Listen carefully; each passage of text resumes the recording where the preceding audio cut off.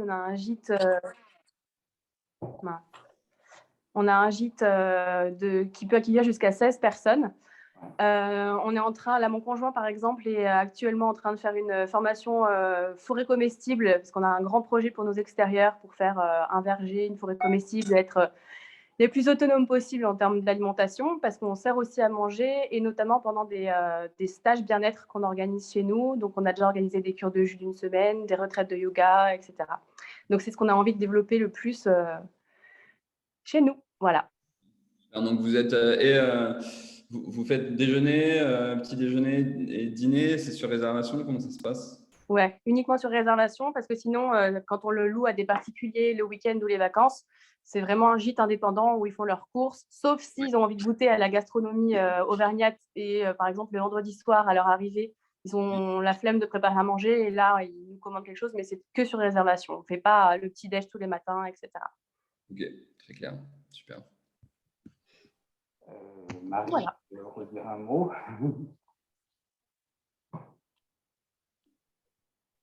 On n'a pas entendu. C'est à moi que tu t'adresses, Christophe? Non, c'était à Marie. Je lui demandais si elle voulait redire un mot avant de te passer la parole.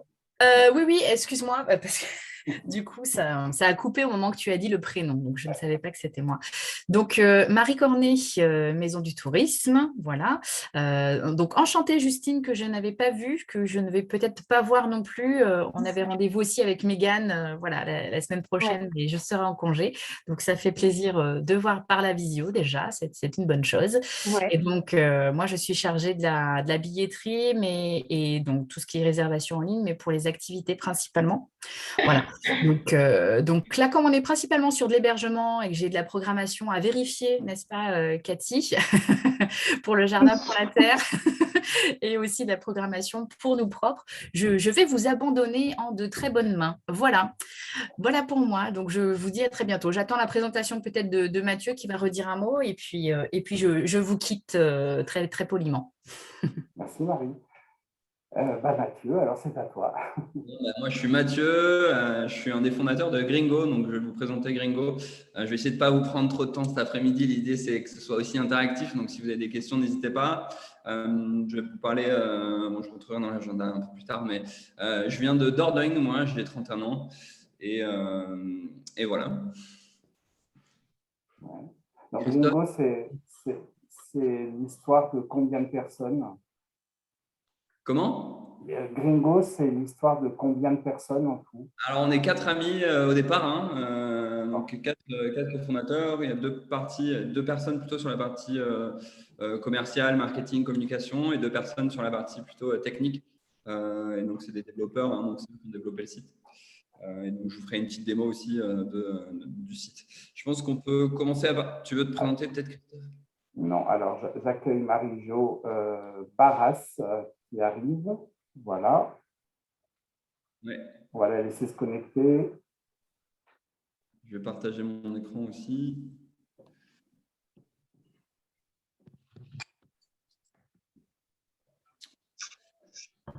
Et je vous quitte. Marie, salut. Ciao. Ciao. Bonjour Marie-Jo. Alors, je la vois. Bonjour, je suis avec vous un petit peu au départ et après je devrais vous quitter parce que j'ai mes petits-enfants tout de suite, ils sont tranquilles. Voilà, merci. Merci Marie-Jo. Allez Mathieu, on y va. Ah, parfait. Déjà, merci beaucoup de prendre le temps en cet après-midi. Je sais que vous êtes très occupés avec le début de la saison. Donc, ce que je vais essayer de faire, c'est de ne pas vous prendre trop de temps. Je vais en premier… Alors, si ça veut bien fonctionner, tac. En premier lieu, je vais d'abord vous parler pourquoi le tourisme durable est quelque chose de croissant et un sujet qui prend de plus en plus de place dans la société et un sujet de plus en plus important pour les voyageurs. Il m'a semblé aussi intéressant de vous partager le retour des hébergeurs qui font partie déjà de la communauté Gringo. Donc, je vous passerai sur un sondage, je vous parlerai un petit peu de Gringo ensuite. Et enfin, je finirai sur le partenariat qu'on a actuellement avec Auvergne-Rhône-Alpes et donc qui concerne tous les hébergeurs d'Auvergne-Rhône-Alpes qui veulent s'inscrire sur Gringo. Donc, tac. Pourquoi le tourisme durable, c'est si important? Déjà, parce que ça représente presque 10% des émissions mondiales de gaz à effet de serre. Ça, c'est le tourisme au niveau global, donc c'est un vrai enjeu. Et d'un point de vue voyageur, il y a un problème parce qu'il y a 5% des voyageurs qui trouvent qu'il est facile de voyager durablement. Je fais souvent le parallèle avec l'industrie de l'agroalimentaire ou vestimentaire. Donc, quand on va faire ses courses, quand on va acheter des vêtements, on commence petit à petit à avoir des marques, à savoir à peu près ce qui est bon pour la planète, ce qui n'est pas bon. Sur l'industrie du voyage et notamment le tourisme, c'est assez opaque. Et donc ça, c'est un vrai problème voyageur. Et pourtant, il y a un besoin, quoi. Il y a les 3/4 des voyageurs qui pensent que les entreprises du voyage devraient offrir plus de solutions durables, qu'aujourd'hui, ce n'est pas le cas. Donc, c'est ce sujet-là qu'on a voulu adresser avec Gringo. L'environnement, c'est aussi une préoccupation de plus en plus importante pour les Français. Là, il y a une question qui a été posée. Donc, c'est une étude qui a été faite par l'ADEME en 2019 sur le sujet qui paraît le plus important aux Français. Donc, l'emploi, évidemment, ça a été l'un des sujets numéro 1 depuis toujours. Mais par contre, on voit la ligne verte, en fait, environnement, depuis 2014, qui est vraiment sur une pente croissante, et en 2019, qui passe comme le sujet numéro 1 avec l'emploi, la préoccupation principale des Français. Et on estime que ça va continuer à augmenter. Alors, effectivement, il y a eu l'année 2020-2021, c'était plutôt la crise sanitaire, mais c'est un sujet qui prend de plus en plus de personnes, qui touche de plus en plus de personnes. Il y a une nécessité climatique qui est de voyager moins loin et mieux. On fait souvent un parallèle, nous on fera Paris-New York en avion, à Paris-Marseille en train. Là, ce qui est intéressant de voir, c'est que si on veut limiter le réchauffement climatique à 1,5 degré, 2 degrés maximum d'ici 2100, on ne sait pas encore, ou pas beaucoup de gens le savent, mais on a tous un quota carbone à respecter. Si on fait un aller-retour Paris-New York, on remplit quasiment ce quota annuel. Et donc, du coup, c'est compliqué de ne pas dépasser ce quota. Par contre, si on commence à voyager de manière plus locale, à prendre davantage le train et à découvrir des endroits peut-être qu'on ne connaissait pas en France, eh bien, ça va un peu mieux. Et cette partie transport et empreinte carbone personnelle lorsque l'on voyage peut être réduite. Donc, il y a vraiment une solution si on promeut un voyage local. La répartition des émissions du tourisme, c'est intéressant. Il y a les 3/4 qui sont liés au transport, donc 40% à l'aérien. Donc, c'est vraiment quelque chose de majeur. Et il y a le dernier quart qui est plutôt sur logement, activité un petit peu, mais surtout logement. Donc, il y a isolation, tout ça qui passe là-dedans, bien entendu. Il y a un vrai besoin d'alternatives dans l'hébergement touristique. Ça y est, c'est revenu. Encore une fois, il y a une partie côté voyageur, donc il y a une demande. Il y a 85% des personnes qui pensent que les plateformes devraient proposer une sélection éco-responsable. Nous, ce qu'on pense, c'est qu'après les années 2000, on était dans une phase un peu de digitalisation. Les années 2010, on était plutôt dans une phase de plateformisation, notamment avec l'arrivée d'Airbnb en 2008. On arrive sur une phase entre 2020 et 2030, plutôt de sélection, en fait, de curation, où on va retrouver sur des plateformes ce qui se fait de mieux, ce qui est le plus transparent, ce qui est le meilleur. Un peu, encore une fois, je refais le parallèle avec l'industrie de l'agroalimentaire, un peu comme quand le bio est arrivé dans les années 2000, où vous avez les enseignes de bio qui sélectionnaient les bons produits, moins de produits, mais de meilleure qualité, et qui faisaient vraiment une sélection, en fait, sur les produits, tout simplement.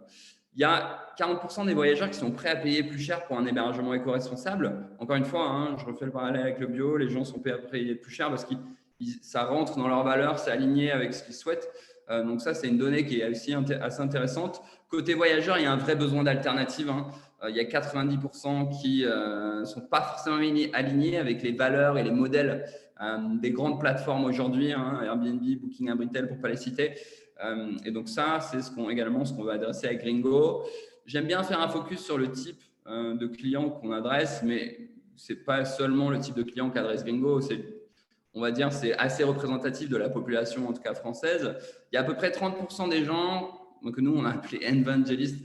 Donc en fait, c'est des gens entre 18 et 45 ans qui sont urbains, mais qui sont soucieux de l'environnement, qui sont prêts à voyager plus près et qui sont en recherche de solutions, mais qui n'en trouvent pas.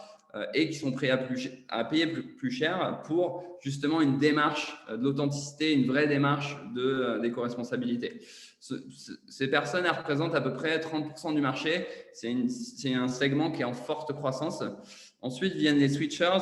Donc ça, c'est des gens qui sont prêts à passer sur l'hébergement éco-responsable, qui ne sont pas forcément prêts à payer plus cher, mais qui sont quand même soucieux du sujet environnemental, notamment par rapport à leurs enfants, petits-enfants, etc. ne sont pas forcément prêts à choisir, à payer plus cher pour du green. Mais ça représente au moins 40% de la population française, hein, donc c'est assez large. Ils se retrouvent aussi dans des sujets un peu plus larges que juste le sujet environnemental, notamment le sujet souveraineté, Made in France, etc. Et comme ils voyagent déjà souvent en France, ils se retrouvent bien là-dedans. Et ensuite, il y a les sceptiques. Moi, j'aime bien l'image, le personnage qui illustre ce segment-là. Donc voilà, ça représente quand même une trame assez importante de la population, de moins en moins, hein. Mais donc, c'est des gens qui ne croient pas qu'il y ait un problème et pour qui l'environnement n'est pas un enjeu. Alors maintenant, je vais passer sur les retours hébergeurs. Donc nous ce qu'on fait, c'est qu'on co-construit le site avec les hébergeurs. Donc on prend beaucoup de retours, on envoie beaucoup de sondages pour leur demander leur avis.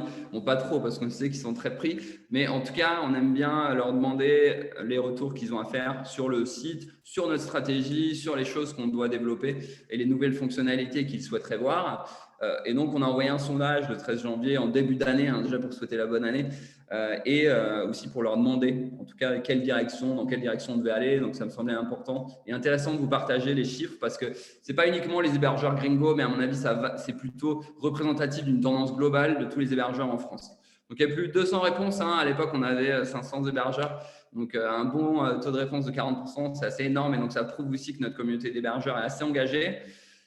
Au niveau de la sélection, je faisais tout à l'heure le parallèle avec le bio. On voit que la sélection est un point assez important. Donc, nous, on sélectionne les hébergements qu'on met en avant sur Gringo, sur 2 axes principaux, enfin 3 axes, mais 2 piliers, on va dire, majeurs. Le pilier expérientiel, parce qu'on a envie de faire voyager les gens en France dans des endroits qui sont cool.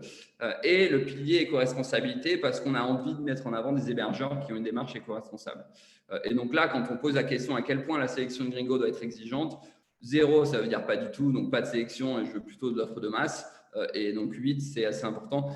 10, ça correspondrait à faire une plateforme vraiment de niche. Et ce n'est pas exactement ce qu'on va faire, mais en tout cas, il y a une vraie volonté des hébergeurs d'aller vers une sélection qui est quand même à un bon niveau d'exigence. Au niveau de leurs attentes, ce qu'ils recherchent, c'est un site aligné avec leurs valeurs, hein, et une audience de voyageurs qui est qualifiée. Donc, ça a été un bon… On a eu pas mal de verbatim et pas mal de retours hébergeurs, notamment avant de partir sur le projet, dans le sens où ils disaient « je ne me retrouve pas dans les plateformes actuelles, elles ne sont pas alignées avec mes valeurs, ces plateformes-là ne payent pas d'impôts en France, les voyageurs qui arrivent ne me correspondent pas. » Et donc, ça, c'est vraiment une attente forte. Et donc, oui, c'est une attente de nos hébergeurs sur le Gringo, mais à mon avis, c'est aussi une attente au global. Et puis après, il y a des choses un peu plus classiques qu'ils attendent, comme une meilleure visibilité en ligne. Et donc, ils vont multiplier les plateformes de distribution. Le fait que la plateforme soit pratique à utiliser, ça, c'est très, très important. Un des retours qu'ils nous faisaient aussi, c'était qu'ils voulaient bien se passer de Booking Airbnb, mais il n'y avait aucune plateforme qui était au même niveau d'expérience utilisateur sur le site, notamment pour l'interface hébergeur. Donc, c'est ça que nous, on essaie de construire justement. Et une commission équitable, bien entendu, parce que les commissions sont assez importantes, comme vous le savez, sur certaines plateformes. Au niveau des fonctionnalités, il y a vraiment une volonté de pousser sur le mobile. Donc là, c'est une question qui est plutôt spécifique Gringo. Hein. On leur a demandé comment améliorer Gringo et quelles devaient être les fonctionnalités prioritaires à développer. Et donc, effectivement, on n'a pas encore d'application mobile. On était très triste de cela, mais on y travaille.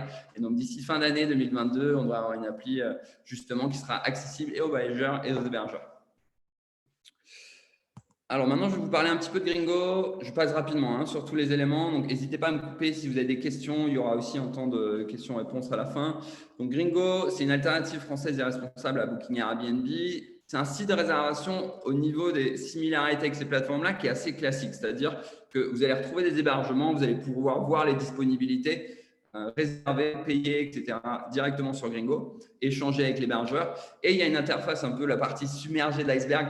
Il y a une interface hébergeur où l'hébergeur peut créer son annonce, mettre plusieurs hébergements en ligne, gérer ses calendriers, synchroniser ses calendriers avec d'autres plateformes ou avec son channel manager, mettre à jour ses prix, des conditions différentes par période, etc. Donc, on a voulu pousser l'interface hébergeur le plus loin possible. Il y a encore quelques petites fonctionnalités à développer. C'est pour ça qu'on échange beaucoup avec notre communauté d'hébergeurs pour savoir quoi faire en premier. Pardon. Les différences avec les grandes plateformes, c'est qu'on sélectionne les hébergements. Donc, on n'est pas ouvert à tout le monde. Nous, on souhaite garder cet aspect sélection. Et donc, on va sélectionner sur l'aspect expérientiel et sur l'aspect démarche environnementale. On a un modèle un peu plus équitable que ce qui existe. Aujourd'hui, les plateformes peuvent prendre 15, 18, 20, voire 25% si vous prenez plein d'options, etc., de commissions. Ce n'est pas notre volonté. Nous, on a beaucoup étudié les comptes de résultats des grands acteurs et on pense qu'il y a la place, en tout cas, pour avoir une commission un peu plus juste et du coup se positionner dans une relation de confiance avec les hébergeurs qui, malheureusement, enfin, aujourd'hui, on trouve que ce n'est pas le cas. Il n'y a pas assez de relation de confiance et partenaire de confiance, on va dire, entre une plateforme et un hébergeur. C'est plutôt, je suis obligé d'y aller pour de la visibilité, mais j'aime pas bosser avec eux. Et donc, on a envie un peu de casser ce mouvement-là et de prouver qu'une plateforme peut aussi être un partenaire positif et sympa avec qui travailler. Et enfin, on a un projet français. Donc, notre mission initiale, c'est de faire découvrir les trésors de nos régions, promouvoir nos régions, promouvoir la France et promouvoir le tourisme local plutôt que le bout du monde. Nous, ce qu'on a envie de dire, donc on ne tombe pas dans la radicalité en disant ne prenez plus jamais l'avion de votre vie, vous n'êtes pas des bonnes personnes si vous prenez l'avion. Non, ce n'est pas ça le discours qu'on a. C'est plutôt de dire, d'essayer de rendre encore plus sexy la France qu'elle ne l'est.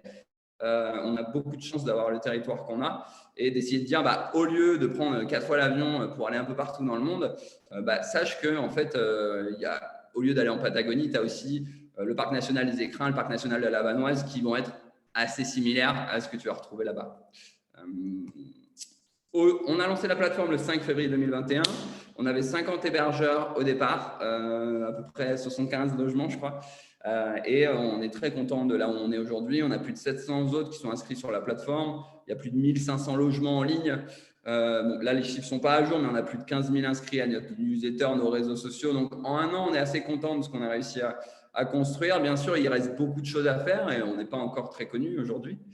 Et c'est pour ça que là, on a vraiment envie de mettre la deuxième sur 2022-2023. Et d'ailleurs, on est en train de lever des fonds participativement avec notre communauté d'hébergeurs et de voyageurs qui deviennent actionnaires de Gringo et qui vont nous permettre en fait, de nous développer beaucoup plus fortement, de faire grandir l'équipe aussi sur les 2 prochaines années. Donc, un hébergement Gringo compatible. Encore une fois, nous, on sélectionne sur 2 piliers majeurs, mais on va dire 3 piliers qui sont là présentés. La partie expérientielle, donc on va aller voir les photos, les avis, les sites internet des hébergeurs, les autres annonces. On va échanger aussi avec l'hébergeur pendant 10 minutes pour savoir, pour le connaître un petit peu, pour savoir comment ça se passe. Parce qu'en fait, nous, on peut envoyer les gens dans des endroits qu'ils vont adorer et où ils vont se dire « Ah, finalement, c'était super quand je suis allé là-bas et finalement, on a bien fait de ne pas aller au Japon. » Ensuite, on sélectionne des autres qui font leur part pour l'environnement. Donc, quand une démarche environnementale, encore une fois, notre discours, il n'est pas de tomber dans l'écologie radicale où tout le monde doit être parfait, parce que sinon, les gens n'auraient pas grand monde sur la plateforme. Et en plus, on pense que ce n'est pas le bon discours auprès des voyageurs.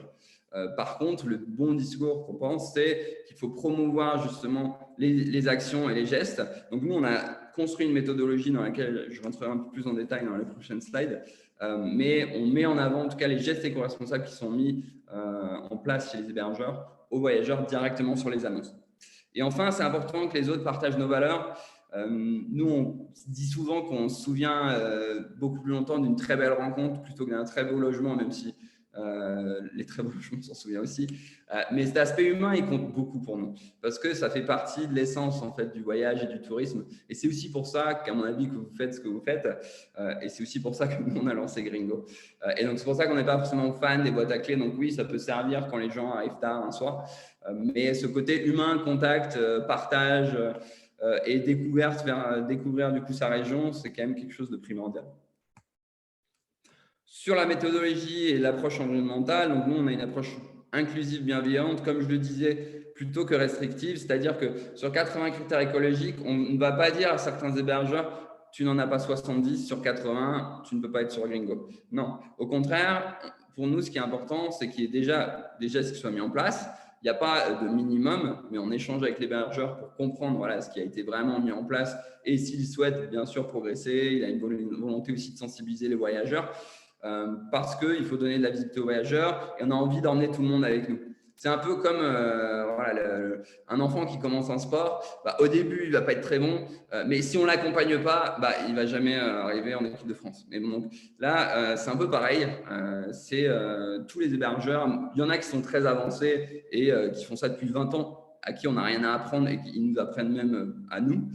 Et il y en a d'autres qui commencent dans cette démarche. Et c'est pour ça que dans l'interface hébergeur, vous avez une section durabilité où vous pouvez du coup apprendre, vous renseigner, etc. Et donc, il y a une personne qui est arrivée aussi pour qu'on vous accompagne là-dessus.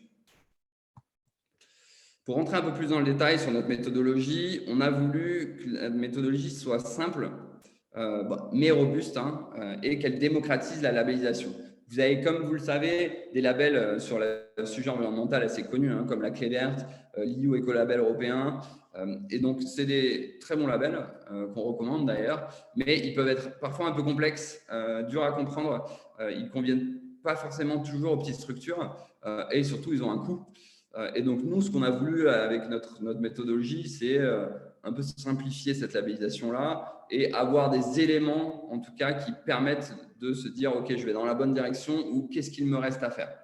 Et donc, on a une évaluation environnementale sur Gringo qui se compose de 3 éléments. Il y a les 10 critères fondamentaux. Donc, ça, c'est les critères les plus importants que recherchent les voyageurs.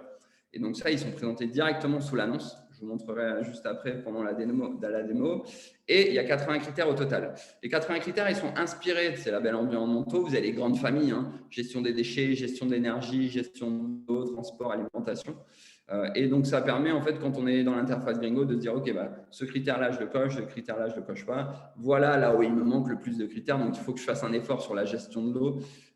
Et donc, ça, c'est assez intéressant. Et enfin, on a une évaluation d'empreinte carbone. Ça, c'est unique sur le marché. On est les seuls à l'avoir. C'est basé sur de la recherche académique et sur la base carbone de l'ADEME, l'Agence de la transition écologique. Donc, c'est vraiment assez solide. Et donc, en fait, vous pouvez calculer votre empreinte carbone, l'empreinte carbone de votre établissement et des voyageurs que vous avez reçus à partir de 4-5 éléments. Je vais vous montrer ensuite. Donc, votre facture d'énergie, votre facture d'eau, le nombre de personnes que vous avez hébergées sur la même période. Et donc, ça vous calcule une sorte de camembert qui va vous dire, bon, voilà où sont tes principaux d'émissions et voilà où tu peux t'améliorer. Enfin, on prend donc près de 2 fois moins de commissions que Booking Airbnb. Pourquoi? Parce qu'on pense qu'une plus juste rémunération des autres et un meilleur prix des voyageurs bénéficie à tous. Et parce aussi on a regardé un petit peu comment ça se passait d'un point de vue marge pour eux et c'est plutôt confortable. Donc, il y a de la place. C'est un vrai pari, mais en tout cas, nous, on a envie de tester ça. Il n'y a pas de frais d'adhésion, il n'y a pas d'abonnement ou d'engagement et pas de frais cachés. L'inscription est gratuite. On vous aide également sur l'inscription si vous n'avez pas le temps, gratuitement, évidemment. 5 bonnes raisons de rejoindre Gringo. Alors, je ne vais pas prendre trop de temps sur cet élément-là parce qu'on en a déjà parlé, mais il y a l'aspect sélection, faire partie d'une sélection des meilleurs logements ou des logements les plus authentiques chez des autres qui ont une démarche environnementale. Ça, c'est le premier point. Le fait qu'on propose une expérience de qualité, vous allez le voir, je vais vous montrer le site ensuite, mais la raison pour laquelle Booking Airbnb fonctionne très bien, bon, déjà, ils sont très connus, ils ont beaucoup de budget, mais c'est aussi parce qu'ils ont un site fonctionnel, simple, intuitif, et qui plaît aux voyageurs. Et donc, nous, on a vraiment la volonté d'être au niveau de ces grandes plateformes, notamment au niveau des synchronisations de calendrier entre les différentes plateformes, le fait de pouvoir payer, de voir les disponibilités, etc. Il reste quelques éléments, mais on est déjà plutôt bien avancé, on est assez content de ce qu'on a aujourd'hui. Il y a le fait qu'on est une entreprise française, avec des employés français, des impôts payés en France, ça nous semble assez naturel, mais ce n'est pas toujours le cas. Et donc, le modèle équitable, j'en ai parlé juste avant.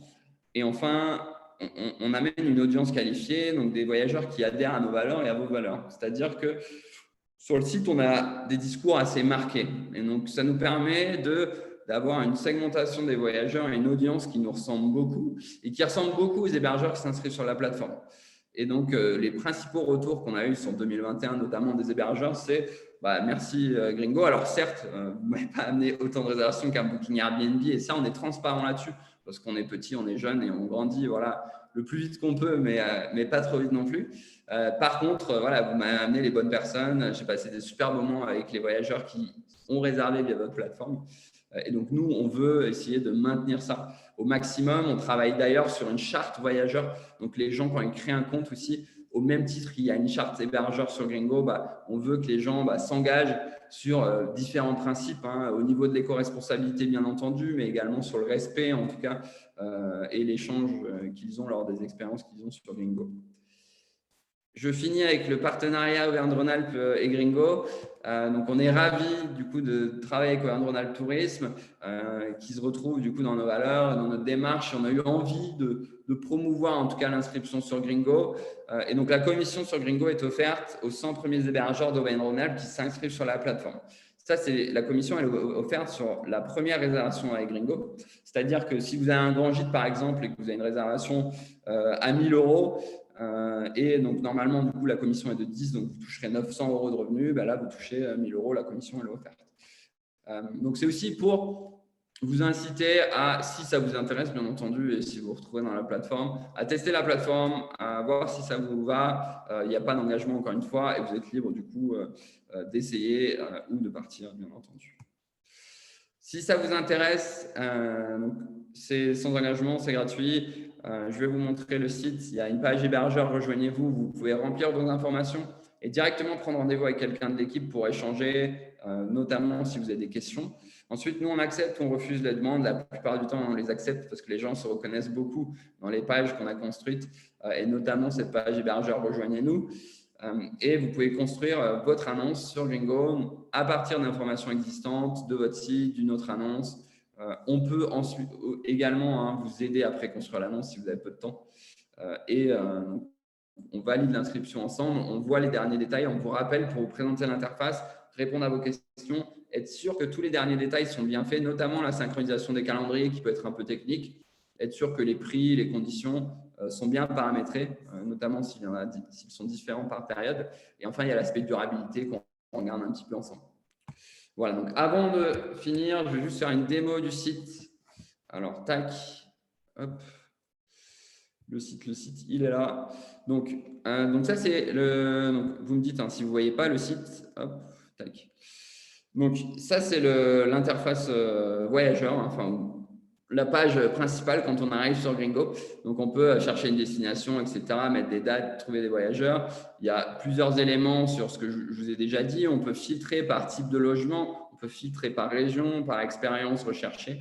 Il y a les différents différenciateurs, etc. Donc, je ne rentre pas dans le détail.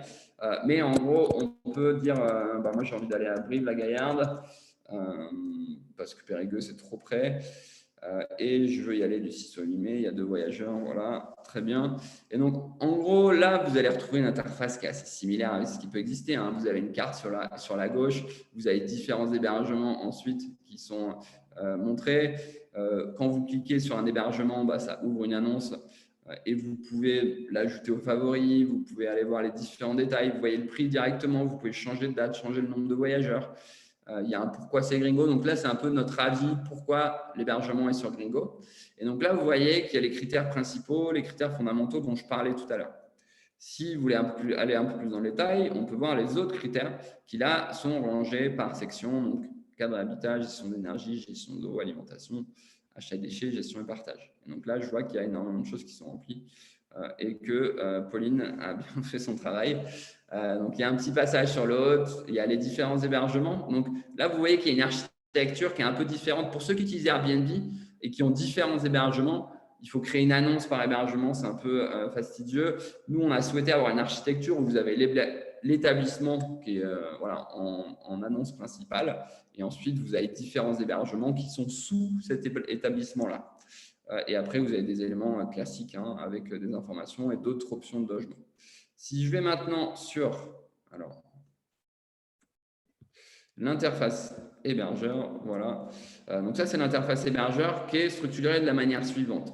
Il y a une barre d'onglets principaux tout en haut, donc messages, réservation, calendrier, établissement, hébergement, qui vous permet de naviguer entre les différentes rubriques. Et dès que vous voulez faire des modifications, vous avez des sous-onglets. Info générale, photos, je peux changer les photos, les modifier, les changer d'ordre, profil autre, commun et service. Je ne rentre pas dans le détail de tout, mais en tout cas, on peut tout modifier à partir de ces sous-onglets. Vous avez donc un onglet message où on peut écrire des messages aux voyageurs qui font une réservation, leur répondre, leur donner des détails. Une section réservation et calendrier où vous pouvez voir toutes les réservations que vous avez à venir, plus les réservations que vous avez eues dans le passé, par exemple sur l'année 2021. Et il y a une section calendrier. Celle-là, elle est assez importante parce qu'on voit que là, il y a le channel manager qui bloque des dates. Et donc ça, c'est bien. Ça permet d'éviter le doublement de réservation. On peut passer d'un hébergement à un autre. Et on peut surtout, à partir de cette interface-là, sélectionner une période qui nous intéresse, la rendre disponible, indisponible, changer le prix de cette période et même mettre une durée de séjour minimum ou des jours d'arrivée ou de départ obligatoires. Il y a une section calendrier extérieur. Donc là, vous voyez que c'est le Channel Manager qui est bien synchronisé. Donc, on peut synchroniser autant de calendriers qu'on veut, d'autres plateformes, de Channel Manager. Ça fonctionne très bien. Il y a la section établissement que j'ai survolée. Si vous avez différents hébergements, il y a une liste des hébergements. Si vous n'en avez qu'un, vous avez juste une ligne là. Et donc, si vous voulez faire des modifications dans cet hébergement-là, encore une fois, vous retrouvez la même architecture avec des sous-onglets où vous pouvez changer les caractéristiques, les photos, les équipements, les dispos. Et bien sûr, il y a une partie tarification où, là encore, vous pouvez naviguer d'un hébergement à un autre, mettre un prix. Vous voyez tout de suite les revenus qui correspondent. Une taxe de séjour que nous, on collecte et qu'on reverse directement aux collectivités territoriales. Et si jamais il y a des suppléments, réductions, vous pouvez même simuler les réglages pour voir si ça correspond bien à ce que vous avez mis en place. Enfin, il y a une section durabilité avec les critères fondamentaux qu'on a vu tout à l'heure. Il y a un petit passage sur votre rapport au développement durable. Vous pouvez dire ce que vous avez mis en place, ce qui est important pour vous et ce sur quoi vous travaillez. Les critères de durabilité fondamentaux qui sont juste en dessous. Les critères de durabilité secondaire là, qui sont dans les différentes familles. Et donc là, on voit que ce n'est pas très bien rempli. Et enfin, il y a une section empreinte carbone. Donc, c'est le calculateur d'empreinte carbone dont je vous parlais tout à l'heure, hein, où en fait, il faut prendre une période, ce qu'on recommande, c'est plutôt 1 an, les factures en fait sur cette période-là et indiquer ce que vous avez consommé en gaz, en eau, en électricité, en fuel, au niveau des transports, les trajets que vous avez fait en kilomètres, le nombre de nuitées voyageurs qui a été réservé sur la période et le nombre de voyageurs qui ont été accueillis sur cette période. Donc, quand vous rentrez toutes ces données, ça vous donne une sorte de camembert avec les différents pots d'émission et vous pouvez dire, OK, je fais beaucoup de transport pour aller chercher les produits locaux et je fais d'ailleurs de la navette pour aller chercher les voyageurs. C'est 40% de mon empreinte carbone. Comment je peux faire pour en réduire cette empreinte carbone-là? Et enfin, vous avez un onglet facturation pour être sûr qu'on vous fasse bien les virements correctement. Donc là, lorsqu'un voyageur réserve sur Gringo, on collecte la totalité du paiement. Le jour de son arrivée chez vous, on vous envoie le versement déduit des 10% de commission. Les 10% de commission, il y a 2 philosophies. Il y a certains hébergeurs sur Gringo qui l'intègrent. Et donc, en fait, ils veulent un prix similaire à travers toutes les plateformes. Et donc, ils intègrent la commission. Et donc, ils touchent plus ou moins de revenus en fonction du coût de la commission de la plateforme. Et il y en a d'autres qui vont répercuter cette commission-là, soit totalement, soit partiellement. Nous, on ne recommande pas plus l'un que l'autre. On laisse de la flexibilité là-dessus. Ce qu'on demande juste, c'est si c'est répercuté, eh bien que ce soit répercuté équitablement. Nous, on prend 10% de commission. Un booking peut prendre jusqu'à 18, par exemple, notamment en ville.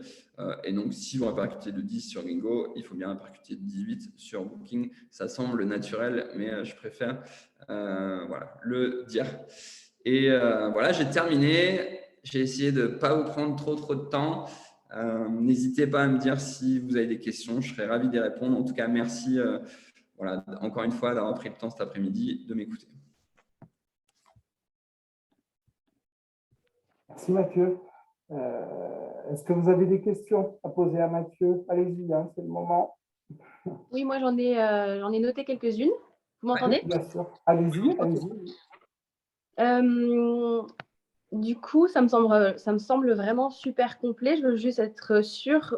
Donc, vous dites que le site, il peut être synchronisé avec tous les channel managers. Donc, nous, on en utilise un qui s'appelle Logify.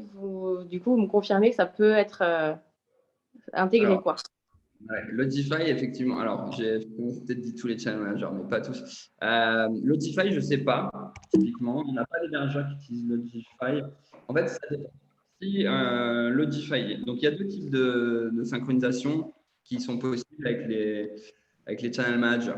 Soit il y a une synchronisation assez simple où on va synchroniser les dispos, ce qu'on appelle via lien ICAL. C'est-à-dire que le channel manager met à disposition des liens ICAL. Ça va envoyer vos disponibilités sur Gringo et sur toutes les autres plateformes. Donc ça, c'est ce qu'on appelle une intégration ou une synchronisation simple, basique. Donc, ça synchronise juste les dispos. Et donc, la limite aussi à ça, c'est que ça synchronise les dispos normalement plutôt que dans un sens. C'est-à-dire que toutes les dispos réservations sont synchronisées sur Gringo. Par contre, si vous avez une réservation sur Gringo ou sur Airbnb ou peu importe, là, ça ne va pas se synchroniser dans l'autre sens. Donc, il faut noter manuellement dans le Channel Manager. Donc, ça, c'est la limite et c'est ça qui peut être un peu contraignant. Il y a une intégration plus complète qu'on appelle une intégration XML où là, tous les prix et les disponibilités, même parfois les données froides, vont se transférer directement et ça se transfère dans les deux sens. Quand il y a une réservation sur Gringo, ça bloque le Channel Manager. Quand le Channel Manager a des réservations, ça bloque tout. Et ça met aussi les prix à jour, c'est-à-dire que vous mettez vos prix dans l'Audify, ça transfère les prix sur Gringo. Donc, nous, on n'est pas intégré aujourd'hui chez l'Audify. On y travaille, mais malheureusement, le discours de la principaux channel managers, quand on leur a parlé il y a 2 ans, c'était grandissez un petit peu Gringo d'abord. Mais par contre, il est possible, peut-être, s'ils fournissent la technologie de lien iCal, d'au moins synchroniser ses disponibilités, en tout cas, de l'Audify vers Gringo. Et donc, ça, c'est quand même le plus important, parce que c'est ça qui permet d'éviter les doublons de réservation. Mais si vous voulez, je regarderai, je prendrai peut-être votre contact et je regarderai si Audify propose cette techno-là ou pas. Ok, merci. Est-ce que vous aviez d'autres questions? Oui, moi j'ai aussi une petite question au niveau des liens iCal, parce que vous dites que c'est que possible de importer nos disponibilités de notre réservation, mais moi j'ai aussi la possibilité d'exporter, donc ça veut dire que un aller et retour en fait. Oui, tout à fait. Alors, l'export, c'est que dans le cas, j'ai pris le cas de figure justement du Channel Manager. Donc, il y a beaucoup de Channel Managers pour qui, en fait, on ne peut que exporter. Il y en a certains, comme Eloa, comme Amenities, qui permettent, en fait, qu'il y ait un import et un export. Et surtout, entre toutes les plateformes, Airbnb, Booking, Abritel, Gîtes de France, ça se fait dans les deux sens. Donc, il y a vraiment cette contrainte de certains Channel Managers, c'est que dans un sens. Mais sinon, entre les principales plateformes de distribution et quelques channel managers, il faut leur demander. Généralement, ça se fait dans les deux sens et en effet, ça synchronise dans les deux sens. D'accord. Et nous, de cette petite comité, nous sommes tous, notre système de réservation, c'est OpenPro. Et vous avez aussi un lien avec ça? Oui, donc encore une fois, on n'est pas intégré directement chez OpenPro, qui est géré par Alliance Réseau. Mais par contre, OpenPro propose la technologie de lien iCal. Et donc, nous, on a plein d'hébergeurs qui utilisent OpenPro et qui synchronisent avec iCal et ça fonctionne très bien. D'accord, ok. Merci. Avec plaisir. Merci Hélène pour la question. Est-ce que vous avez… Le seul petit inconvénient, je le rappelle quand même avec les liens iCal, c'est que le temps de synchronisation est pas immédiat, mais ça prend, pour OpenPro, ça prend 2 heures, je crois. Ouais, donc attention, parce qu'il y a des limites effectivement avec les liens iCal. Et donc ça va dépendre de la technologie qui est utilisée par la plateforme partenaire. Alors effectivement, OpenPro, ça met un peu de temps. Par contre, quand vous synchronisez vos plateformes, enfin Airbnb avec Gringo, dès qu'il y a une réservation sur Airbnb, dans les 2 minutes, c'est synchronisé. Donc, il y a cette limite sur OpenPro, en effet. Après, moi, j'en ai une autre question par rapport à la taxe de séjour. Vous disiez que c'est vous qui allez vous occuper de la taxe de séjour, ce que les autres ne font pas. Donc, ça veut dire que quand on remplit les bordereaux de taxes, on passe les réservations qui ont eu lieu via Gringo, en fait, et on ne le remplit pas. Donc, en fait, les réservations que vous avez eues à Gringo, donc je ne sais pas à quel point, donc soit vous ne la remplissez pas, mais nous, en tout cas, c'est vrai que donc, il y a Airbnb qui le fait et Booking dit qu'ils le font aussi, mais c'est assez opaque. Mais en tout cas, dans Gringo, quand vous créez votre annonce, vous avez la possibilité de mettre le montant de taxe de séjour que vous collectez habituellement. Et donc, nous, on va le prendre directement sur le paiement du voyageur. Vous n'avez pas besoin de vous en occuper. Et donc, le 30 juin, pour la première partie d'année, on va directement payer les différentes collectivités. Le 31 décembre, pour la seconde partie d'année, on va payer les collectivités. Mais du coup, lorsque vous déclarez, en effet, soit il ne faut pas déclarer la réservation que vous avez Gringo, mais il me semble qu'il faut quand même les déclarer, mais dire que la taxe de séjour a été réglée par le prestataire. D'accord. Ok. Et Airbnb, ils le font, je ne savais pas qu'ils le faisaient. Ils le font obligatoirement de façon automatique? Il me semble, oui. D'accord. Peut-être qu'ils ont changé, ils changent pas mal de choses toutes les 2 semaines, donc c'est dur à suivre. Est-ce que vous avez d'autres questions? Est-ce que c'était clair? Ouais. Est-ce que vous voulez que Mathieu vous répète quelque chose? Alors, vous avez bien compris le partenariat. On insiste un peu là-dessus parce que quand même, c'est avant tout aussi pour ça que Mathieu est là, le partenariat avec la région Auvergne-Rhône-Alpes. Donc, Mathieu, il faut que tu me le redises parce que moi, je l'ai mangé, bien sûr. Sur les 100 premiers… Alors, c'est les 100 premiers hébergeurs qui s'inscrivent. Ils ont la commission offerte sur leur première réservation. Ouais. Donc voilà, en fonction de la réservation, parfois ça peut être pas énorme, ou parfois ça peut être assez sympa. Donc voilà, mais c'est plus un partenariat, en effet, pour mettre en avant justement Gringo, pour développer le nombre d'hébergements qu'on a en Auvergne-Rhône-Alpes, parce que nous, on aime beaucoup cette région et qu'on a envie que les gens y aillent beaucoup plus. Et donc c'est pour ça aussi qu'on a ce partenariat-là. Est-ce que vous avez beaucoup d'hébergements sur la région Auvergne-Rhône-Alpes? Alors, tu me l'as donné, mais… C'est une très bonne question, Christophe. Attends, je vais rechercher mes notes. Ouais.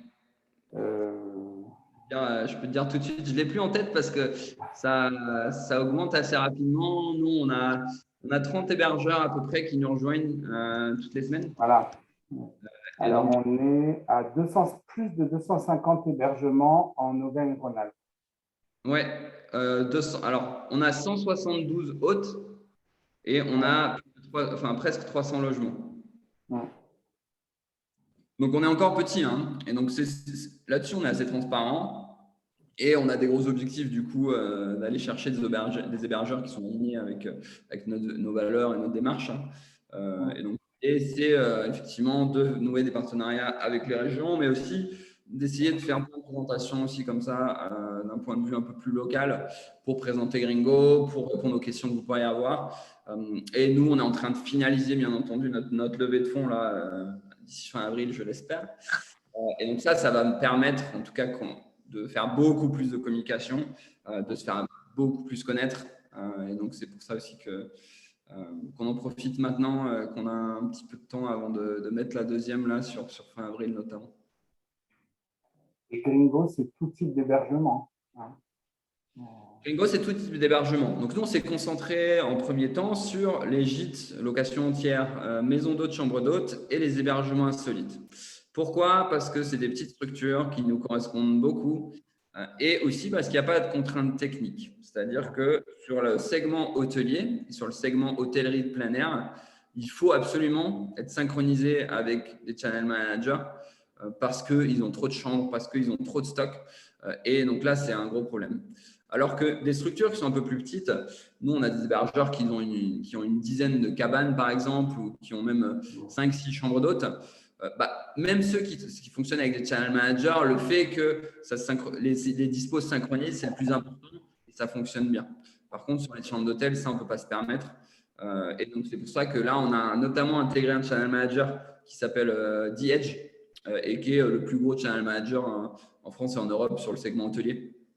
Et donc, si jamais vous ouvrez un hôtel justement après vos autres établissements, sachez que si vous choisissez de travailler avec The Edge, on est déjà synchronisé avec eux.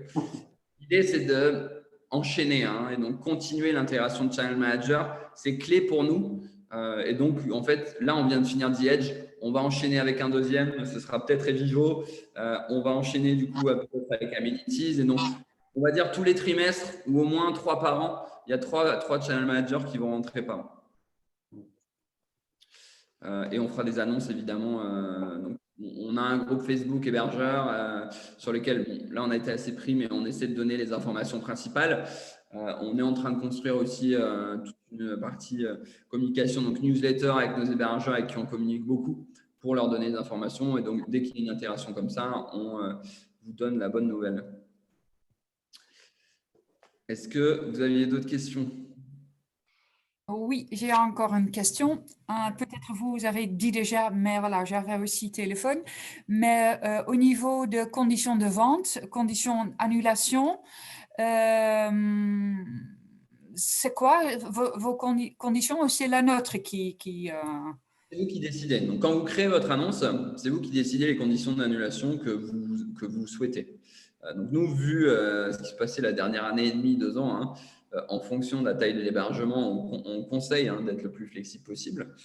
Mais c'est vous qui décidez. Vous pouvez être, c'est un peu le même système que d'autres plateformes, hein, où vous avez très flexible, modéré, strict, qui correspondent à un certain nombre de jours. Et ensuite, c'est vous qui décidez aussi des frais d'annulation, donc 25, 50, 75 ou 100%. C'est-à-dire que si les gens annulent après les jours que vous avez déterminés, vous recevez X% du paiement de la réservation. D'accord. Ok, merci. Et la question que personne n'ose te poser, pourquoi Gringo alors que vous êtes français? Pourquoi avoir choisi ce nom-là? Christophe, tu m'avais dit que quelqu'un poserait la question. Oui, mais bon.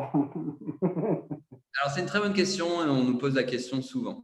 Donc, nous, déjà, on voulait un nom qui soit court et du coup, qui soit assez… donc, Gringo, 2 syllabes, c'est parfait. Notre objectif, là, c'est de développer le tourisme local en France, notamment. Mais on considère quand même que le tourisme durable, il est à l'échelle européenne, notamment avec la multiplication des lignes de train, les trains de nuit, etc., qui vont arriver. Et donc, si on souhaite être un acteur… qui est l'acteur numéro 1 en fait, du tourisme durable, en tout cas des hébergements durables dans un premier temps, et ensuite du tourisme durable au sens plus large à l'échelle européenne. Nous, on trouvait ça cohérent d'avoir un nom anglophone tout de suite plutôt que de changer de nom en cours de chemin. C'est jamais quelque chose qui est très agréable pour les entreprises qui ont construit toute une image de marque pendant plusieurs années. Donc, c'est pour ça qu'on est parti là-dessus. On trouvait aussi le jeu de mots assez sympa. Donc, quand on dit Gringo, on pense que c'est écrit avec un I, alors qu'en fait, il y a 2 E.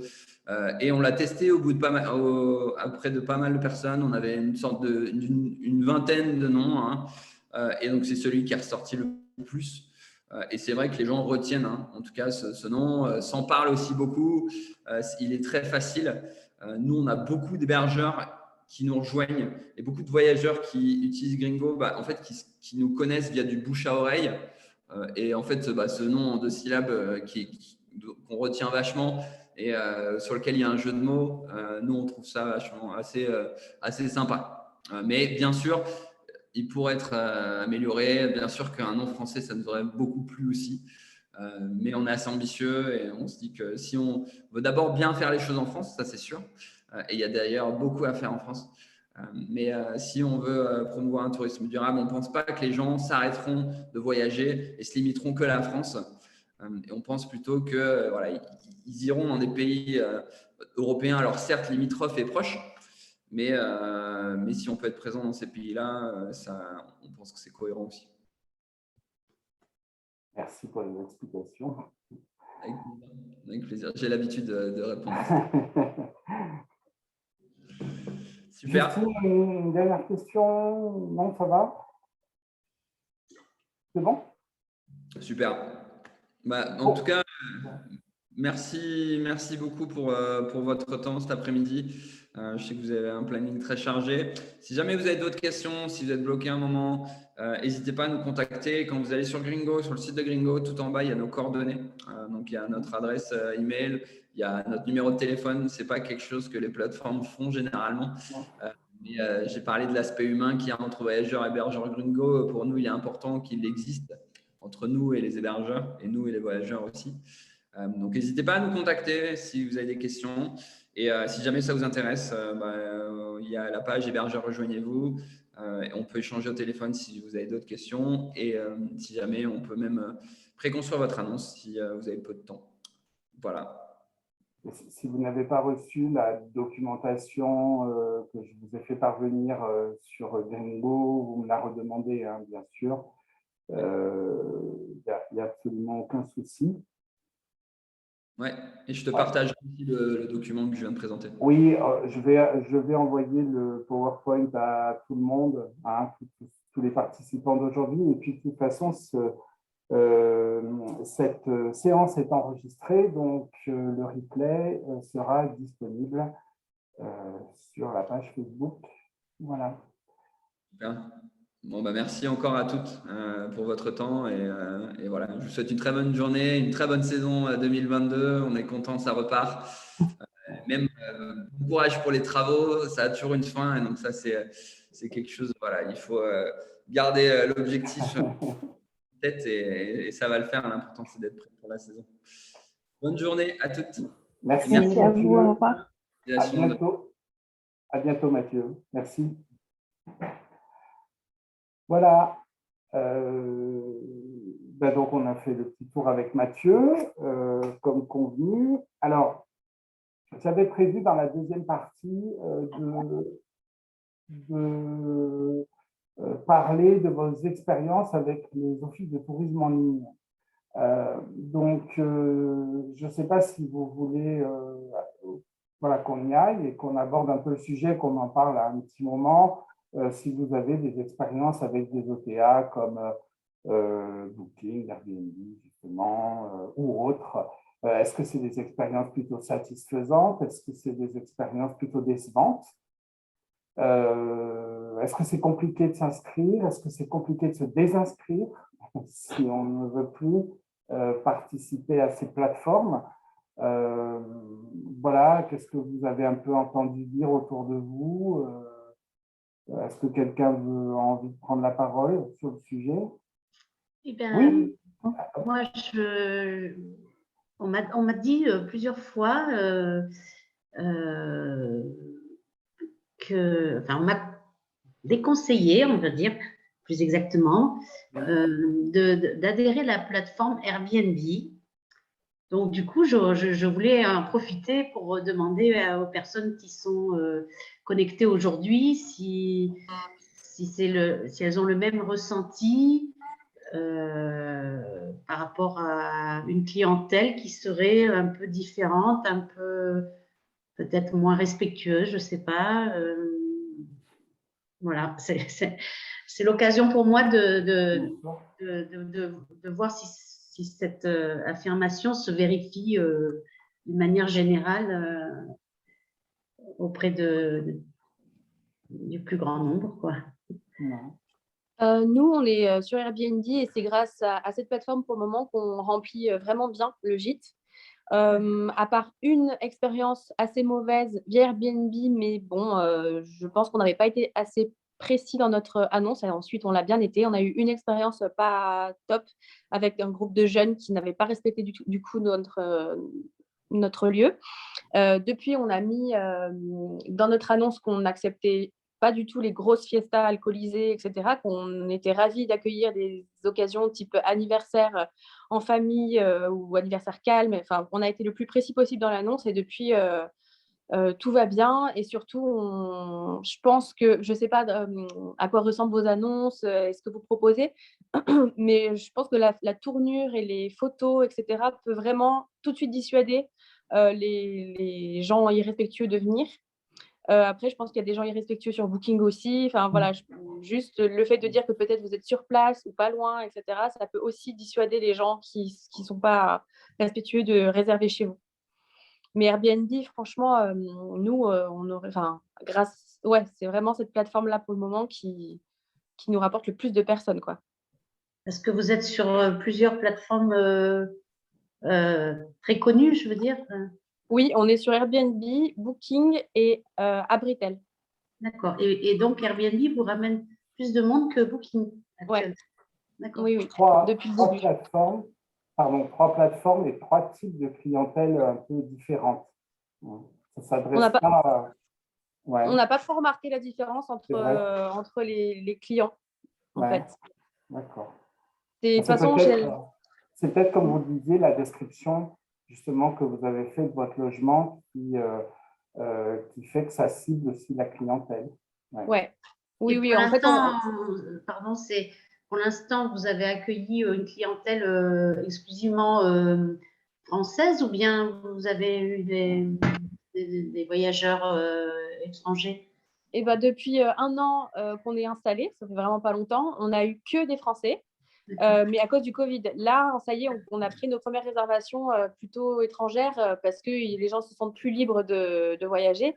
Mais sinon, c'est que des Français. Des Français qui ne se sont pas vus depuis longtemps à cause des confinements et qui habitent aux 4 coins de la France. Et comme nous, on est au centre de la France, ben, voilà, ils se rassemblent. Mais c'est un profil presque, vraiment, je dirais 98% de grandes familles qui se rejoignent ou de d'amis avec des enfants. Et à partir du moment où il y a des enfants, c'est assez rassurant et respectueux, je trouve. Nous, on a une expérience totalement différente, mais nous n'avons pas un gîte, mais on a des chambres d'hôtes. Et nous étions aussi référencés quelques années par Airbnb. Jamais reçu une réservation par Airbnb. Donc, nous, on ne trouvons pas nos clientèles sur ce système de réservation. Chez nous, c'est plutôt des annuels vraiment concentrés sur les maisons d'hôtes et chambres d'hôtes. Mais au niveau de quel type de client, je ne peux pas dire ça parce que, voilà, pour nous, ça n'a pas fonctionné quand même. Oui. Ouais. Mais je pense que le Airbnb, les gens, ils vont chercher des endroits où être indépendants. Où ils vont être. Je crois que madame, vous gérez une chambre d'hôte, n'est-ce pas? Oui. Oui, Enfin, j'espère y arriver. oui. Et pour l'instant, voilà, je suis en travaux, mais oui, ça sera la différence avec Justine. C'est qu'effectivement, moi, ça serait des chambres d'hôtes dans un premier temps. Après, il y aurait un gîte, mais plus tard, et axé sur les personnes à mobilité réduite. Donc, c'est encore autre chose. Je pense qu'il y a des plateformes de réservation plus axées sur le handicap et tout ça. Mais par contre, Hélène, je ne sais pas vous, si vous vivez dans l'hébergement, dans la maison d'hôte, ou bien si c'est à côté. Parce que moi, personnellement, les chambres seront dans la maison. Donc, ça limite aussi les comportements, je pense, irrespectueux. Mais je ne sais pas quel est votre… Je ne comprends pas vraiment ta question. Si nos chambres sont dans le même lieu qu'on vit, c'est ça? Oui, c'est ça. Oui, c'est dans le même bâtiment, oui. Voilà. Oui. Donc, du coup, je disais, de par le fait, ça limite l'irrespect, les comportements un peu… Oui, on le fait plus de 14 ans maintenant et on n'a jamais eu une mauvaise expérience en fait. Donc, voilà. D'accord. Mais vous, si j'ai bien compris, vous n'utilisez pas du tout Booking, par exemple. C'est que des… Oui, un peu par Booking aussi, mais très limité que pour la basse saison et pas tous nos chambres, mais qu'une ou deux pour profiter quand même de leur visibilité. Mais voilà, je préfère les réservations directes en fait. Je dois vous quitter, vous m'excusez. Bonne fin de soirée, je regarderai l'enregistrement. Au revoir. Merci Marie-Jo. D'autres remarques, d'autres… Bon, c'est très compliqué de choisir le bon office de tourisme en ligne.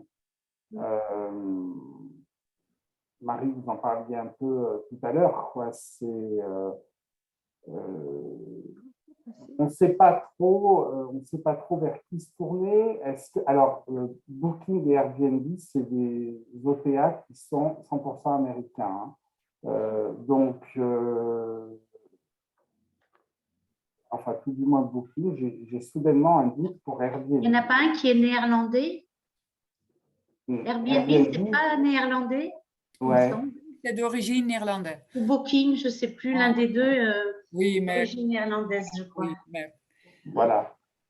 Oui, ça a été racheté de toute façon aux États-Unis. Voilà, c'est compliqué de choisir le bon OTA si on veut se lancer là-dedans. Après, on peut rester avec des petits OTA comme Gringo qu'on a vu, ou des petites plateformes qui vont forcément attirer beaucoup moins de monde parce qu'elles sont jeunes et débutantes. Mais on peut espérer qu'au fil des années, ces plateformes se développent aussi. Et surtout, elles ont la particularité d'être françaises. Donc, en cas de litige, entre vos clients, vous, etc., et ben, c'est le droit français qui va agir. En cas de booking, en cas de problème avec le booking, par exemple, ben, c'est le droit américain. Ce ne sera pas du tout le droit français en cas de litige. Et s'il y a tribunaux, il y aura tribunaux, mais aux États-Unis. Donc, voilà, après, c'est une donnée, je pense, importante aussi à prendre en compte, parce que, bon, on ne souhaite pas, évidemment, qu'il y ait de problèmes et de litiges avec les gens, mais si ça arrivait, il faudra vous rendre aux États-Unis. Et justement, vous parliez de l'engagement qu'on a vis-à-vis des plateformes, là. Moi, je ne suis pas du tout encore allée regarder les différences entre chacun. Et du coup, j'ai aucune idée, effectivement, des engagements qu'on prend, au bout de combien de temps ils sont renouvelables, s'il y a des conditions voilà, pour quitter la plateforme ou des choses comme ça. Parce que c'est vrai que bon, moi, pour toucher une clientèle française, c'est vrai que je serais plus partante sur les petites plateformes comme Gringo, ou l'autre fois, on a vu WeGo Green Air, ou comment c'était l'autre, la plateforme locale, Loganto, voilà. Loganto. Mais après, c'est vrai que je ne cache pas que moi, j'aime les voyages et j'aime les échanges culturels. Donc, j'espère bien accueillir voilà, nos amis européens et nos amis d'autres continents. Et c'est vrai que en débutant, je me dis c'est un peu compliqué sans passer par une plateforme qui a quand même pignon sur rue. Donc, c'est vrai que j'étais plus partie sur Booking, moi. Mais voilà, après, je ne suis pas encore allée regarder effectivement leurs conditions d'adhésion par rapport à l'engagement qu'on prend avec eux.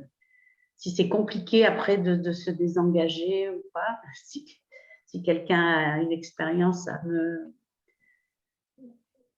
Je crois que c'est vraiment pas compliqué de se désengager et que si vous n'êtes pas d'accord ou pas content ou que ça vous ramène rien, vous pouvez vous désengager très facilement. Là, pour le coup, je crois qu'ils ont tous ça en commun, c'est qu'on n'est pas piégé. Si ça marche pas et on s'enlève, quoi. Et moi, je vous conseille, en fait, je suis en train de réaliser qu'avant, nous, qu'on s'installe en gîte, c'était une maison d'hôtes, donc des chambres d'hôtes et tout. Et je sais que via Airbnb, ils avaient personne aussi, pareil. Donc, je pense que Airbnb, c'est pas vraiment pour les chambres d'hôtes, les maisons d'hôtes, c'est plutôt pour les gîtes et les appartements et tout. Et que Booking, par contre, ils faisaient presque toutes leurs réservations via Booking. Donc, Booking plus les sites de maisons d'hôtes et les petites plateformes qui décollent comme Gringo, etc. Ça peut être pas mal. Essayez d'être présent sur plusieurs et de voir laquelle vous ramène le plus de réservations. Mais je pense que se mettre sur Booking, quand même, c'est un peu obligatoire si vous avez envie d'avoir quand même plus de réservations. Ouais. Oui, et de toucher un peu à l'international, en fait. Ouais. Vous allez recevoir quel type de nationalité, Justine? C'est plus l'Europe, c'est plus l'Amérique du Nord? Non, c'est l'Europe. Là, il y a Espagne, Suisse, et il y a Espagne, Suisse, Belge. Ça reste assez proche finalement, mais pour le moment, on n'a pas… Attendez. Ouais, non, on n'a pas d'Américains. Ouais. Ouais. Oui, mais ouais. bon, c'est pas mal aussi pour le référencement d'être sur Booking, par exemple. Vous ressortez plus facilement dans les recherches Google aussi. Si on tape maison d'hôte et votre région, Booking, ils ont un super référencement, donc vous allez pouvoir sortir. Et ouais, moi, je pense qu'il ne faut pas se priver d'être sur Booking et en même temps d'être sur les autres petites plateformes qui peuvent aussi ramener des Français, ouais, des touristes français qui ne veulent pas forcément aller trop loin. Merci. Bien.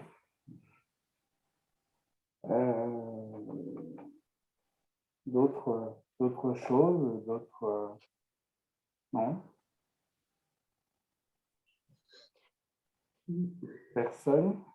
Bah, j'ai remarqué, moi, par contre, que Ouais. maintenant, les gens nous trouvent via Booking et Airbnb et font tout pour nous trouver en direct ensuite. Donc, Et- ils passent quand même en direct via nous, surtout si vous avez un site internet, un site vitrine où ils peuvent reconnaître les photos que vous avez postées sur Airbnb, Booking. Ça va les rassurer et ils vont vous la passer en direct. Non seulement eux, ils vont payer moins cher, mais en plus, vous aussi. Enfin, vous allez avoir plus d'argent plutôt. Si vous faites comme nous, c'est-à-dire qu'on a fait la technique, nous, de mettre un petit peu plus cher sur les plateformes. 18% plus cher sur Booking, 15% plus cher sur Airbnb et moins cher sur notre site pour qu'on ne soit pas perdant, entre guillemets. Et là, ils se rendent bien compte, c'est un petit peu triché, mais en même temps, les autres, maintenant, ils veulent de plus en plus passer en direct. Si vos Moi-même, conditions je fais comme générales… ça. Comment? Moi-même, je fais comme ça en tant que voyageuse. Ouais. Quand je veux revenir à un endroit qui m'a plu, je garde les contacts et je contacte la personne directement. Ouais. Mais même pour la première réservation, là, vraiment, vous pouvez… Voilà, nous, ils tapent l'ancien relais de poste dans Google, ils vont nous trouver… Enfin, l'ancien relais de poste Auvergne, par exemple. Et même dès la première réservation, ils peuvent passer en direct. Donc, J'ai failli acheter chez vous. ah ouais? C'est rigolo. Quand j'ai prospecté il y a 1 an et demi, 2 ans, vous faites partie des endroits que j'ai visités, que j'ai prospectés, oui. Ah ouais, d'accord. Bon, bah, heureusement que vous ne l'avez pas acheté. Et là, vous habitez dans quelle région? Je suis dans les bois de Ravel.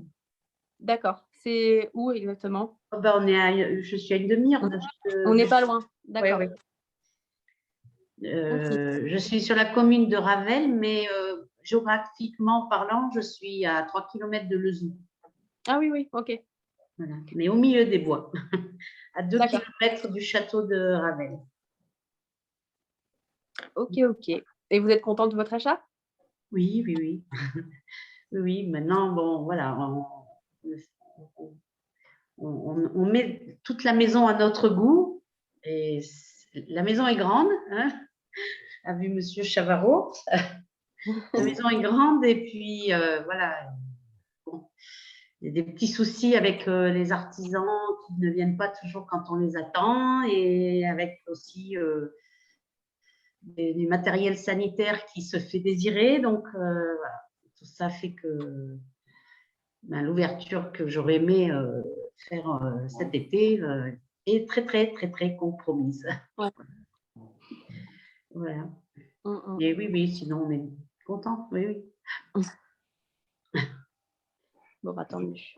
Juste pour en revenir à ce que vous disiez, Justine, tout à l'heure, il faut savoir que les chiffres actuels, c'est 80% des internautes qui réservent leur chambre ou leur hébergement à partir de votre site internet plutôt que des plateformes. Justement parce que c'est moins cher en le faisant à partir de votre site internet. Et voilà, c'est la tendance de ce qui ressort en France actuellement. 80% des gens préfèrent passer par votre site internet qu'une plateforme. Voilà. Après, ça ne se vérifie peut-être pas. Non, ça ne se vérifie pas, moi, parce qu'il hein. y a de plus en plus de personnes qui le font, mais par contre, il y en a qui ne cherchent pas du tout ou qui n'ont pas l'habitude ou qui ça les rassure d'être sous les conditions d'Airbnb. Donc, moi, je vois que la tendance est de plus en plus à nous appeler, mais pas à 80%. Enfin, en tout cas, je ne le vérifie pas pour moi. Ouais. Mais moi, ça m'est arrivé d'être confrontée au fait que pour pouvoir… enfin, je n'avais pas d'autre solution que de passer par la plateforme Booking pour réserver un hébergement que je trouvais. Vous voyez, je ne sais pas si je me fais bien comprendre. Comme s'il n'y avait pas de visibilité de l'hébergeur autrement que par la plateforme. Ouais, bah, c'est sûrement possible. Enfin, il y a des gens qui veulent passer uniquement par Booking et qui n'ont pas de site ou qui ne veulent pas gérer la relation client particulièrement. Mais même pour aller voir les tarifs, vous voyez, si je faisais pas une simulation de réservation, je ne pouvais pas savoir à combien était la chambre. Donc, du coup, voilà, je ne sais pas si c'était la volonté de l'hébergeur ou une condition de la plateforme, mais il y a aussi ça qui fait des fois qu'on n'arrive pas à contacter l'hébergeur directement, quoi. Ouais, je pense que c'est un choix de l'hébergeur. D'accord. Ouais, je suis d'accord avec vous, Justine. Je pense que c'est un choix aussi de l'hébergeur et que là, il n'y a pas grand-chose à faire. Est-ce que vous avez tout un site internet que vous avez créé spécifiquement pour votre lieu? Moi, j'envisage d'en créer un via un site qu'on m'a conseillé, qui est hébergé dans le Cantal, qui utilise une des plus anciennes chambres d'hôtes du coin. Voilà. D'accord. Ça s'appelle Site Web, il me semble. Ok. Et c'est eux qui vous font votre site? En fait, elle m'a fait une démo l'autre fois. C'est vous vous pouvez déjà même en faire comme un brouillon sans forcément adhérer. Et après, si vous trouvez que c'est facile d'utilisation, après, vous pouvez vous faire un compte et puis créer et puis aller enlever ou rajouter des photos. C'est modifiable à l'infini, quoi. Et après, il y avait plusieurs systèmes d'adhésion, je crois, mais elle avait pris le plus simple. C'était quelque chose comme 10 € par mois. Ouais, d'accord. Voilà. C'est le seul, pour l'instant, référence que j'ai, mais qu'on m'a concrètement conseillé parce que la personne l'utilise depuis pas mal de temps, quoi. Voilà. Mais voilà, moi, j'en connais pas d'autres pour le moment. Ok. Et Hélène, vous avez un site? On a quoi? Un site internet? Oh, pardon. Oui, on a un site internet et c'est le 3e version. Et maintenant, le 3e, j'ai fait moi-même. J'ai acheté un template et c'est en WordPress et j'ai fait le design moi-même. Ça m'a pris beaucoup de temps. Et je crois que c'est une fois et jamais après. Mais voilà, ça m'a épargné quand même beaucoup d'argent et c'était pendant le confinement, donc j'avais du temps pour le faire. Ouais. Et voilà, ça c'est l'occasion en fait. Et le site avant, le site actuel, c'était aussi un template par WordPress, mais j'avais quelqu'un qui m'a fait le design du site. Mais le plus important pour moi, c'est quand même que c'était possible de modifier facilement toi-même. Ça, c'est très, très, très important. Ouais. De n'être pas dépendant des autres, en fait. Et avec voilà, l'outil le WordPress, par exemple, c'est très facile. Je ne suis pas du tout très douée en informatique, mais ça, c'est facile à faire. Ouais. Ouais. Vous avez un site, vous, Justine? On vient on l'a mis en ligne il y a à peu près 1 mois et c'est nous qui l'avons fait sur WordPress aussi. Ouais, on s'est dit qu'au moins il nous ressemblerait et serait parfaitement à nos goûts. Et pareil, dès qu'il faut changer quelque chose, on le fait. Mais en fait, c'est que je me rends compte, là, je suis en train de faire le site internet de ma maman, qui est naturopathe, donc ça n'a rien à voir. Mais je me rends compte en parlant avec plein de gens qui font comme nous, donc soit qui ont des gîtes, soit qui ont des maisons d'hôtes, etc., que les gens aimeraient avoir un site internet, mais soit ça coûte très cher, soit ils ne savent pas du tout le faire eux-mêmes, etc. Donc, je ne sais pas s'il n'y a pas un truc à faire là-dedans, quoi. Spécialement proposer des sites internet spécifiquement pour la location maison d'hôte. Enfin, voilà, je réfléchissais à ça il n'y a pas si longtemps que ça. Et à chaque fois que je parle de ça à quelqu'un, je me dis qu'il y a un besoin, quoi. Oui, on n'est pas tous à l'aise avec tous ces outils. Moi, la première, c'est pour ça que je suis preneuse de toutes les formations de la Maison du Tourisme. Et pour le site, maintenant, c'est aussi très important que c'était, comment on dit ça en français, responsif, qu'est-ce qu'on dit en français? Donc, c'est aussi bien sur un mobile, sur un iPad, etc. Donc, il faut être pro d'informatique ou d'acheter un outil qui est tout de suite responsive. Voilà. Ouais. Mais tiens-moi au courant, Justine, si tu vas faire une activité comme ça, parce que voilà, après quelques années, il faut quand même changer le site. Donc, voilà. Ouais. Ouais. Ma formation, c'est j'ai une formation de communication digitale, pas de web designer, mais le fait d'avoir fait mon site, je me dis que pourquoi pas, en fait, maintenant, ce template-là, je le connais, ce thème-là, je le connais et il a l'air de bien fonctionner. Donc après, pourquoi pas, je réfléchis, mais je me demande juste dans quelle vie je vais avoir le temps de faire ça. Mais là, il y a une formation justement qui est proposée par la Maison du Tourisme qui aura lieu chez moi dans pas très longtemps, je crois que c'est au mois de mai, et c'est la formation photo. Oui, moi je suis inscrite. Oui. D'accord. Oui. Du coup, on fera connaissance.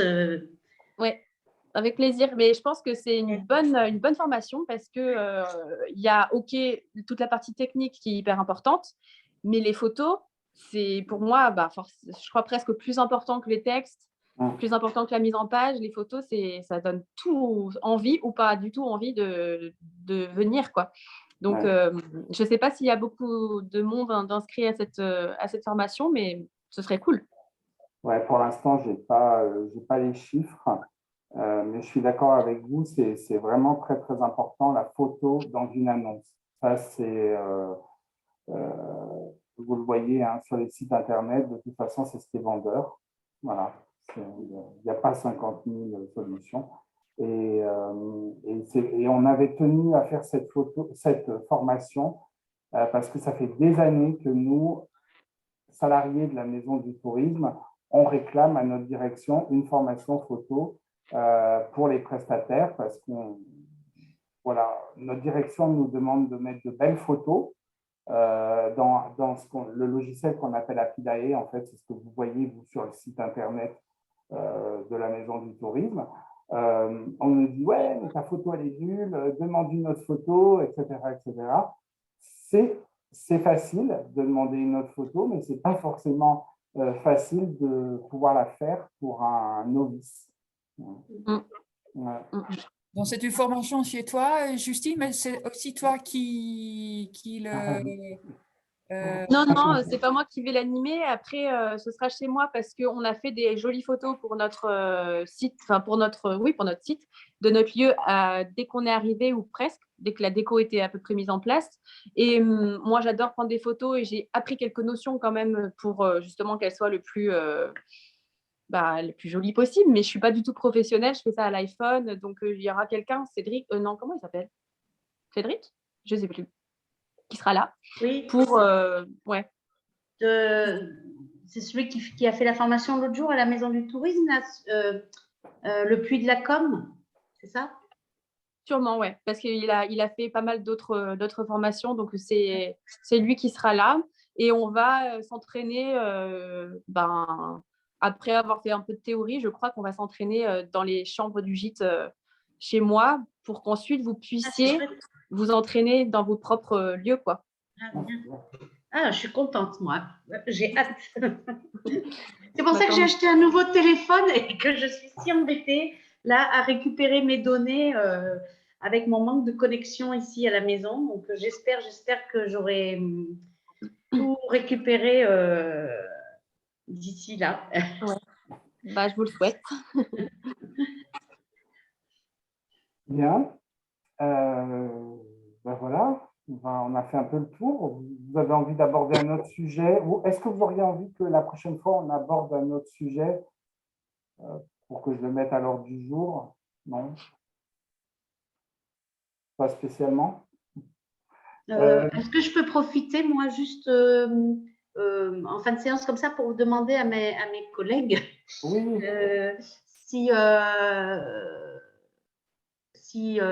Alors c'est peut-être plus Hélène que Justine, quoique non, puisque vous allez faire, alors ça j'ai adoré parce que j'ai regardé un reportage il n'y a pas longtemps là-dessus, mais du coup vous allez faire de la cuisine peut-être à base des produits Oui. cultivés chez vous. Est-ce que vous avez du coup fait l'une et l'autre, je pense, cette fameuse formation sur l'hygiène par rapport aux tables d'hôtes et tout ça? Ouais. Et si oui,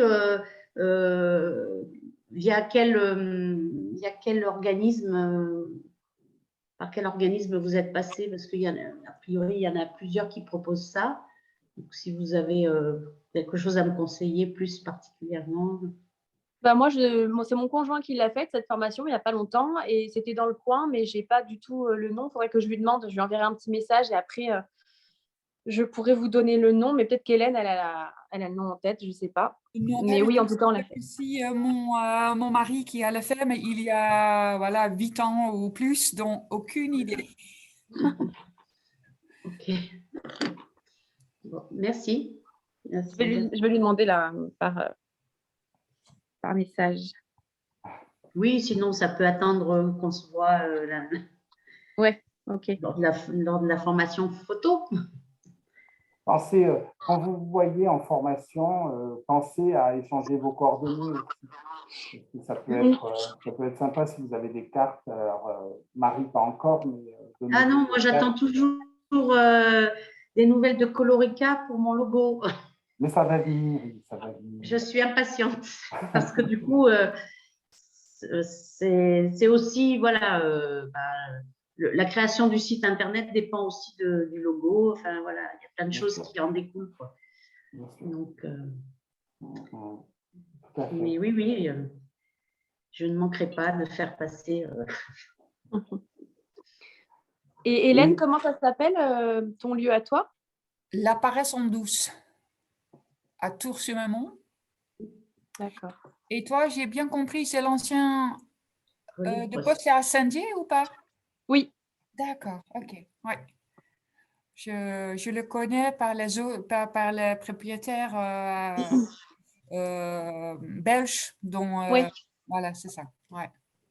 Ouais. On a à dormir quand même une fois dans ton lieu. Ah bon? Oui, c'est ça. D'accord. C'est rigolo parce que nous, on a participé à le programme de télévision Bienvenue chez nous, mais c'était en Belgique. D'accord. Et eux, ils ont aussi participé avec nous. Donc voilà, on a testé son lieu. D'accord. C'était rigolo. Oui. Il a pas mal changé depuis. Ah oui, ok, c'est bien. Même si à la base était déjà très joli, mais Oui, la oui, déco, oui, c'était pas mon truc. c'était spécial. Vous avez de beaux murs en pierre derrière vous, mesdames. Oui, tous les deux, oui. Oui.